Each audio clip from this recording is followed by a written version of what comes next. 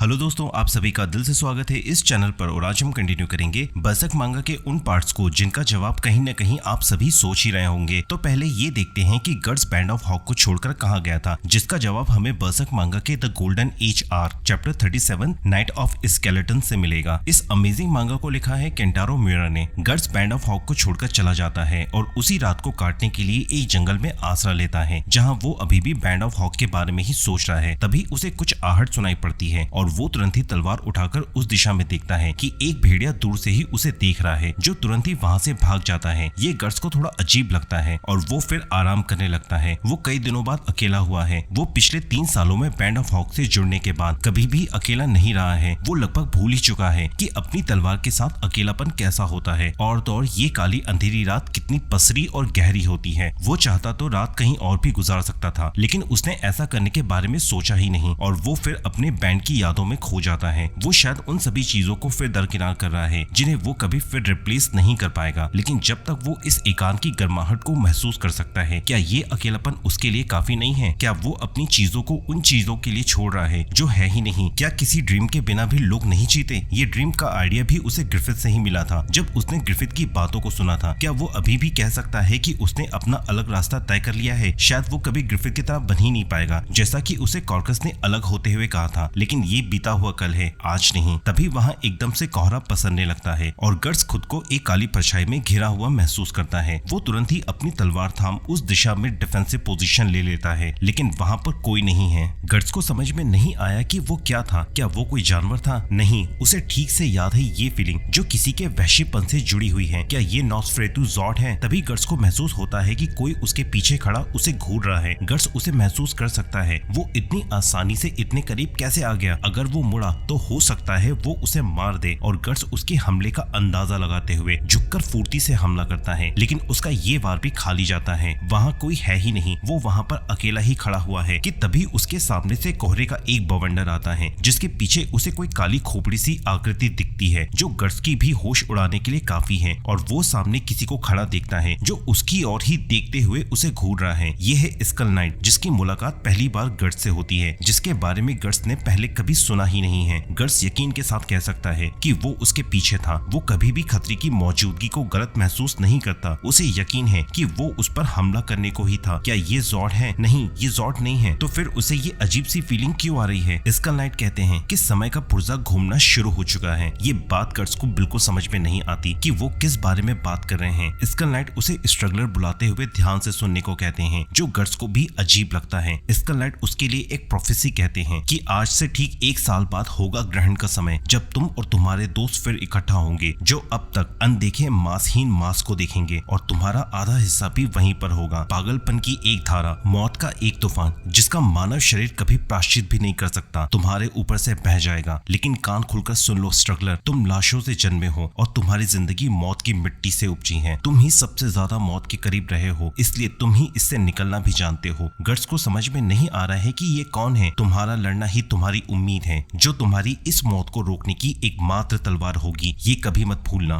Guts उससे चीख कर पूछता है कि तुम हो कौन और मेरे बारे में कैसे जानते हो? स्कल नाइट जाते हुए कहते हैं कि निराशा की खाई में वो ही खड़ा होता है जो हाथों में टूटी तलवार लिए खड़ा होता है, और स्कल नाइट वहाँ से चले जाते हैं। गट्स उन्हें रोकने के लिए उनके पीछे भागता ही है कि उसे सिर्फ कोहरा ही मिलता है। गट्स को लगा कि ये उसका वहम है, लेकिन जब वो बर्फ में घोड़े का पैरों के निशान देखता है, तब उसे भी यकीन हो जाता है कि उसने जो देखा वो सब सच था। और गट्स को यहाँ पर एक मकसद मिल जाता है, जिसके लिए अब उसे प्रिपरेशन करनी है। अगले चैप्टर 41 आर्म्स टूर्नामेंट की शुरुआत में 1 साल बीत चुका है, जहां एक टाउन में, जो मिडलैंड के कैपिटल विंडहाम से मीलों दूर है, ओपन टूर्नामेंट ऑर्गेनाइज किया गया है, जहां देश विदेश से आए वॉरियर्स लड़कर अपना जोहर दिखा रहे हैं। और इस ओपन टूर्नामेंट को देखने के लिए भारी भीड़ औरतों और नोबल्स भी वहां पर आए हैं। दरअसल यहाँ के राजा का ओपन टूर्नामेंट बहुत ही फेमस हो चुका है, जिसके चलते यहाँ पर बाहर के कई ताकतवर योद्धा भी आने लगे हैं। और अब वहाँ पर इस टूर्नामेंट का मेन इवेंट शुरू होने को है, जहाँ पर एक मर्सनरी वेलेंसिया, जिसे किंग ऑफ मैसेकर भी बुलाते हैं, जिसने चुडैर किंगडम से लड़ते हुए मिडलैंड के 130 सैनिकों की जान ली थी, उसकी लड़ाई एक न्यू कमर कुशन सोल्जर सिलट से होने वाली है। और यहाँ पर सिलट की बरसर्क सीरीज में पहली बार एंट्री होती है। दोनों ही योद्धा राजा को बहुत ही दिलचस्प लग रहे हैं। और यहीं पर गट्स भी अपनी 1 साल की ट्रेनिंग के बाद आया है, जो दूर से ही टूर्नामेंट को देख रहा है। तभी वेलेंसिया अपना पहला वार करता है, जिसे सिलट दूर हट खुद को आसानी से बचा लेता है और तो और वो बड़ी आसानी से वेलेंसिया के वारों को डॉज कर लेता है, जिसे देख वहाँ के राजा के भी होश उड़ जाते हैं और तभी सिलट सामने से आ रहे वार को रोकने के लिए अपना हथियार निकाल वेलेंसिया के शॉट को काउंटर करते हुए एक तरफ डिफ्लेक्ट कर देता है और बड़ी फुर्ती से उसके हाथों के ऊपर से अपना पैर घुमाकर वेलेंसिया के चेहरे पर लात चढ़ देता है। सिलट का ये कारनामा राजा को और भी चौंका देता है, जो वेलेंसिया को दर्द में देख रहा है और अब वेलेंसिया और भी गुस्से में है, जिसके लिए सिलट भी तैयार खड़ा है। तभी वेलेंसिया सिलट पर ऊपर से पूरा जोर लगाकर हमला करता है, जिसे सिलट फिर अपनी तलवार से काउंटर कर लेता है, लेकिन सिलट के हथियार की धार से वेलेंसिया की शॉट कट जाती है और बड़ी आसानी से निहत्थे वेलेंसिया को सिलट चेकमेट कर उसे हार मानने के लिए कहता है और वेलेंसिया अपनी जान बचाने के लिए हार मान लेता है और यहाँ पर सिलट इस लड़ाई को आसानी से जीत लेता है। सिलट अपने स्किल से इतना कॉन्फिडेंट है कि उसे यहाँ पर सभी योद्धा के कौशल बचकाने से लग रहे हैं, जिससे वो बचपन में लड़ा करता था। वहीं राजा और भी एक्साइटेड है सिलट के स्किल्स को देखकर और उन्हें यकीन है कि सिलट ही इस टूर्नामेंट का विजेता होगा, क्योंकि उसके लेवल का कोई भी योद्धा ना होने के कारण ये टूर्नामेंट एक तरफा हो गया है, जो सिलट को भी बस तलवार की सफाई की तरह ही लग रही है कि तभी वो कुछ नोटिस करता है कि एक योद्धा मैदान की तरफ बढ़ रहा है। ये गट्स है जो खुद भी अपने नई ताकत को आजमाने के इरादे से आया है और उसे घुसता देख राजा और सिलट दोनों ही दंग हैं। वहाँ पर दूसरा योद्धा जिसकी अब बारी है गट्स को रोकता ही है कि गट्स उससे कहता है कि मुझे तो ये ओपन लग रहा है, बुरा मत मानो, ये एक फेस्टिवल ही तो है। गट्स भी देख सकता है कि सिलट भी किसी ताकतवर से भिड़ना चाहता है और वो उसे ललकारता है, जिसे सिलट खुद पर लेते हुए एग्री हो जाता है। अब राजा की दिलचस्पी और भी बढ़ जाती है और वो इसके लिए भी एग्री हो जाता है और बेचारे उस छोटे योद्धा को जाना पड़ता है। अब सिलट भी अपनी तलवार निकाल लड़ने के लिए तैयार है, जिसे गट्स आगे हमला करने को कहता है। सिलट देख सकता है कि गट्स ने अपनी पोजीशन नहीं ली है और ना ही अपनी बड़ी सी तलवार निकाल रहा है लड़ने के लिए, बल्कि उसे ओपन इन्विटेशन दे रहा है करीब से हमला करने के लिए। और अब गट्स उसे वैसे ही हमले के लिए उकसाता है, जो सिलट को भी अजीब लगता है और वो पूरी तरह से तैयार है गट्स का खून बहाने के लिए और वो तुरंत ही गट्स के चेहरे पर हमला करता है, जिसे गट्स बिना हिले ही खुद को बचा लेता है और तो और वो सिलट के सभी वारों से बस अपना सर हिलाकर ही खुद को बचा रहा है। गट्स ये सब इतनी आसानी से कर रहा है कि राजा और तो और वहाँ पर खड़ी भीड़ का मुंह खुला का खुला रह जाता है। अब सिलट चिढ़कर अपने जूते से एक चाकू निकालते हुए अचानक ही हमला करता है, जो गट्स की गर्दन को टारगेट कर किया गया है और गट्स इसे अपनी तलवार से ही रोक लेता है, जो सिलट को और भी चौंका देती है कि गट्स उसके वार को आसानी से रोक लिया और वो घूमकर गट्स की गर्दन पर अपने दूसरे पैर से हमला करता है, जिसे गट्स अपने हाथ से ही रोक लेता है। सिलट को एक मौका दिखता है कि गट्स के दोनों हाथ ही ऑक्युपाइड हैं और बिना पैर हिलाए घूमते हुए उस पर सामने से हमला करता है, जो इस बार गट्स को लग ही जाएगा। ये दृश्य इतना हैरतअंगेज है कि वहाँ सभी की सांसें एक पल के लिए रुक जाती है और गट्स भी इसे महसूस कर लेता है और अब वो अपनी तलवार निकाल सिलट को एक ही वार से दूर फेंक देता है। सिलट इतनी तेजी से फेंकाता है कि वो दूर लुढ़कता हुआ भीड़ में जा गिरता है और यहाँ पर गट्स इस लड़ाई को जीत जाता है। वो सिलट की बेइज्जती करते हुए उसे सड़क छाप स्ट्रीट परफॉर्मर तक कह देता है। इस हैरतअंगेज फाइट को देख सभी भीड़ और तो और राजा भी एक्साइटेड हैं और राजा खुद अपने सिंहासन से उतरकर गट्स से मिलने को आता है। वो गट्स को जॉब ऑफर करता है, जिसके लिए वो गट्स को हैंडसम सैलरी भी देने के लिए तैयार है। दरअसल उसके राज्य में लुटेरों का आतंक है, जिसके लिए उसने ये टूर्नामेंट ऑर्गेनाइज किया है, लेकिन गट्स की इसमें कोई दिलचस्पी नहीं है। वो बस किसी भी ताकतवर योद्धा से लड़ना चाहता है। ये राजा को और भी दिलचस्प लगती है। वो गट्स को आश्वासन दिलाता है कि उन लुटेरों की सरदार कोई लड़की है जो 10 आदमियों के बराबर दमखम रखती है और गट्स के पूछने पर वो बताता है कि ये पहले के मर्सनरी गैंग थे, जो विंडहम के फलने फूलने का कारण भी हैं, जो बहुत ही एक्टिव रहा था मिडलैंड के 100 साल पुराने युद्ध में। कोई बैंडेड बैंड हुआ करता था और अब गट्स उस राजा का कॉलर पकड़कर उस बैंड का नाम पूछता है, जो राजा बैंड ऑफ हॉक बताता है। गट्स समझ जाता है कि यहाँ कास्का की ही बात हो रही है और इसके बाद गट्स बैंड ऑफ हॉक की तलाश में चला जाता है, जहाँ उसकी मुलाकात कास्का से तब होती है जब वो सिलट से अकेले में ही लड़ रही थी और उसकी जान सिलट ने लगभग ले ही ली थी। तब गट्स ने एंट्री मार वहाँ पर कास्का और तो और बैंड ऑफ हॉक को इस अचानक हमले से बचा लिया था और यहाँ पर ये पता चलता है कि बैंड ऑफ हॉक पर ये हमला मिडलैंड ने नहीं बल्कि टूर्नामेंट ऑर्गेनाइज करने वाले राजा ने करवाया था। इसके बाद गट्स और कास्का के मिलन के दौरान कास्का के पूछने पर गट्स ने बताया था कि वहाँ पर भी एक झरना था, जहाँ 1 साल से वो ट्रेनिंग कर रहा था। वो किसी पहाड़ी जगह पर गया था और अपनी ट्रेनिंग में उसने किसी की मदद ली थी, जो झरने से कई पेड़ के तनों को छोड़ देती थी और उन भारी पेड़ के तनों को गिरता हुआ गट्स ने अपनी तलवार से सामना किया था। वो लड़की थी एरिका। जब गट्स की तलवार उन भारी और तेज तनों से टूट गई थी, तब एरिका ही उसे उसके घर ले गई थी, जहाँ गोडो ने उसकी तलवार की मरम्मत की थी। तब भी गोडो इतनी ही दूर अपनी बच्ची के साथ अकेली ही रहते थे क्योंकि उसे पहाड़ी के पास आसानी से लोहा मिल जाता था और तो और वहाँ कभी एल्फ भी रहा करते थे। गट्स की पहचान गोडो से तभी हुई थी जो अपने पूर्वजों की ही तरह लोहार का काम करते थे। गट्स ने गोडो से पूछा था कि क्या उन्हें उनका काम पसंद है, लेकिन गोडो को बस यही मालूम था कि चलने से पहले उनके हाथों में हथौड़ा थमा दिया गया था। गोडो अपने लिए कभी कुछ डिसाइड ही नहीं कर पाए। वो बस अपने सामने की लोहे को पीटते रहे चीजों को बेहतर बनाने के लिए और फिर ऐसे ही एक दिन वो बूढ़े हो गए। उन्हें नहीं मालूम कि ये वो क्यों कर रहे हैं, वो बस ये कर रहे हैं। और तो और इस काम में एक ही चीज है जो उन्हें पसंद थी। वो जब भी लोहे पर हथौड़ा मारते थे तो उसमें से उठती चिंगारियां उन्हें पसंद थी, जैसे कि उनकी जिंदगी के पल ही हवा में उड़ते हुए उनकी आंखों से ओझल हो रहे हैं। वहीं गट्स अब बाहर अकेले में बैठा हुआ अपनी ही तलवार को देखते हुए अपनी ही सोच में गुम है। गट्स को रियलाइज हो रहा है कि हर चीज के आखिर में उसके पास उसकी ही तलवार है। क्या यही उसका सपना हो सकता है, जैसे कि ग्रिफिथ चाहता था कि उसका खुद का किंगडम हो? या शायद नहीं, ये काफी नहीं है, ये इतना भी सुनहरा नहीं है, लेकिन ये उसके सबसे करीब है, जैसे कि उसका ही हिस्सा है। इस तलवार की ही वजह से वो अब तक खुद को जिंदा रख पाया है। ये तब भी था जब उसने खुद को मौत के मुंह में झोंक दिया था। तकरीबन सभी जगह ये तलवार रही है और हमेशा ही उसके शरीर के हिस्से की तरह। जब उसने गैम्बिनो को खोया और बैंड ऑफ हॉक में भी उन्हें छोड़ने के बाद भी, इवन इमॉर्टल जॉर्ड से लड़ाई के दौरान भी, उसे जब भी मौत की गंध आती है, यही वो चीज है जिसके बारे में वो सबसे पहले सोचता है। उसने अपनी तलवार के दम पर उन सभी के साथ वो किया जिसे वो भूल ही नहीं सकता, बल्कि उसके हाथों से ज्यादा तो इस तलवार ने ही उन चीजों को हजारों बार छुआ है। ऐसा लगता है कि यही तलवार उसकी जिंदगी है जो इसके इर्द गिर्द ही घूम रही है। एक पल के लिए तो ऐसा लगता है कि यही उसकी जिंदगी है जो एक चिंगारी की ही तरह चमक रही है। जब इसी तलवार के टकराव से चिंगारी उठती है तो जैसे एक पल के लिए उसकी जिंदगी, उसके दुश्मन एक पल के लिए सभी सामने आ जाते हैं, जैसे कि यही जिंदगी है। हो सकता है कि वो जो सपना देख रहा है वो ग्रिफिथ के सपने से अलग है, लेकिन किसी के लिए भी नहीं और ना ही किसी के बहकावे में आकर, बल्कि अपनी मर्जी से, बस खुद की चिंगारी के लिए। कासो को शायद ये काफी ना लगे, लेकिन गट्स ने अपनी जिंदगी का मकसद ढूंढ लिया है। वो बस यहाँ पर तब तक है जब तक कि ग्रिफिथ को आजाद नहीं कर लिया जाता और बैंड ऑफ हॉक को अपने पैरों में खड़ा नहीं कर लिया जाता। इसके बाद गट्स अपनी जर्नी फिर अपने मकसद के लिए शुरू करना चाहता है और वो अपनी इस तलवार को वील्ड करना चाहता है, जिसके लिए उसे चैलेंजेस चाहिए, वो भी खुद से ज्यादा ताकतवर लोगों से भिड़कर ही। और यही थी गट्स की जर्नी, खुद को ढूंढने के लिए, अपने जीवन का मकसद ढूंढने के लिए, जो है लेजेंडरी मास्टर स्वॉर्ड्समैन बनना, इतना कि कोई मास्टर भी उसका मुकाबला न कर पाए। और ये वीडियो यहीं पर खत्म होती है।